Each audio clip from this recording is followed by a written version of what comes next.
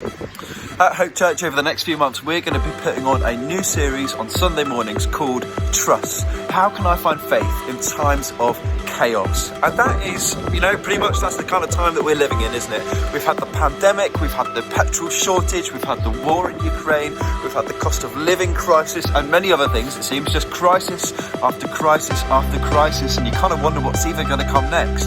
And we want to ask this question, in the midst of it all, as we find ourselves in this time, what is there that we can trust in? How can we find hope in the midst of the chaos? And so we're going to be tuning into a series looking at the minor prophets, a time in the Bible where we see people dealing with crisis, dealing with chaos, and in the midst of it all finding that they can trust that God is good. And we see God in the midst of that time, he calls people out as a remnant who fight for social justice, who fight for what's right, who fight for civil righteousness in this time of chaos and crisis. And we want to hear God's voice say to us the same thing. In this time as Hope Church, let's live up to our name.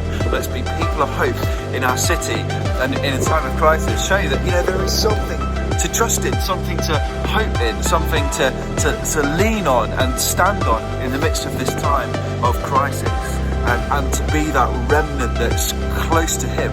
Now, you might not be a regular at Hope Church, you might not even call yourself a Christian follower of Jesus, but you're so welcome to come and just sit in and attend. Is there anything to this, and how can I be a part of it? Because we're calling people, not just to come and sit and attend, but participate in building something beautiful in our city. As we see the people of God doing that in the Bible, we want to be doing exactly the same thing here today in the crisis in which we find ourselves in.